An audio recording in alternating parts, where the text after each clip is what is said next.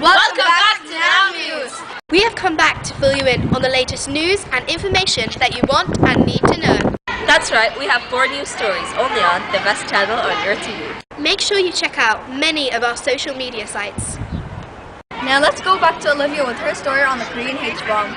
North Korea claimed to have reached the next level of nuclear might, the explosion of a hydrogen bomb. North Korea set the bomb and it affected the border of China, setting off a 5.1 scaled earthquake. This was the country's 4th nuclear test since 2006, but the first one to involve a hydrogen weapon. An announcer on television said the perfectly successful test had brought the country's nuclear might to the next level.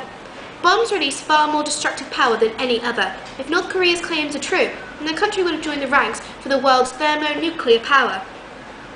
Experts were skeptical, pointing out that the earthquake at the Punggye-ri site measured 5.1 on the Richter scale. This is no larger than the last recorded during 2013. But South Korea, which is threatened with invasion or even nuclear destruction by its neighbours, announced the latest test as a grave privation. More information will come as the meeting of the council develops. Hi, I'm here to talk about the lifestyle of HMC and doctors. I've interviewed Dr.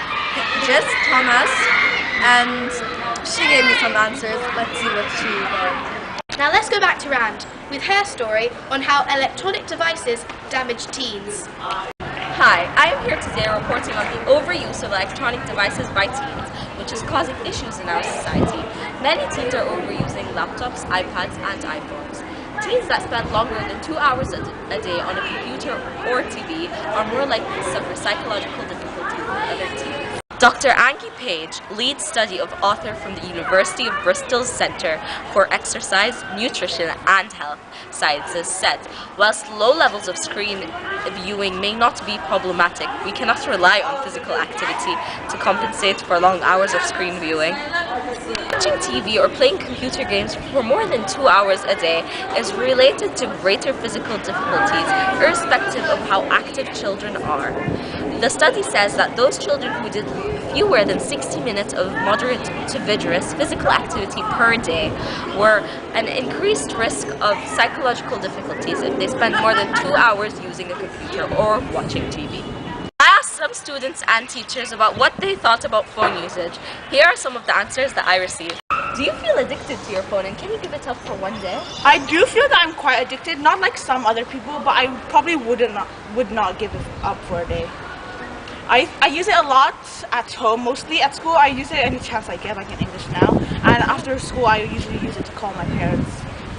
Oh, I see. Thank you. That was a good answer. How many hours do you spend on your phone a day, and are the hours useful? Well, most of the time it's just to contact my parents when I have after school, or they have to pick me up, or we have to arrange drivers. But I also get I use my phone a lot for homework. I do. Do you have a phone? Now this is liar! Right here. Now? Yes, I have a phone. I love So I have a phone. Yeah. Yes. Cell phone addiction is so real that teens are going to rehab for it. Call it dependency or call it a full-blown addiction. The way we are using smartphones and iPhones is taking a serious psychological toll. Good morning. Today I'm reporting on school uniform and how it affects students during school hours.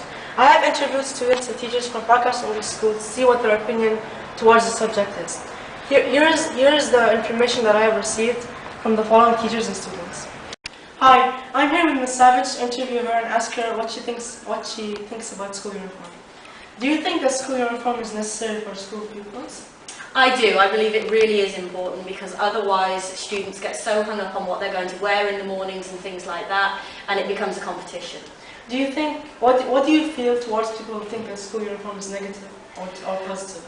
I can understand the point of view that school uniform is negative, but as a teacher we see it every day, and I've worked in schools where school uniforms haven't been necessary and seen the consequences of that. And I've known firsthand basically that a school uniform globally is better even though students don't like them. So you're saying that it makes the safety more for students and teachers? And not safety, it takes away a pressure. You know, it takes away the pressure to be fashionable and things like that, which students get enough of outside of school.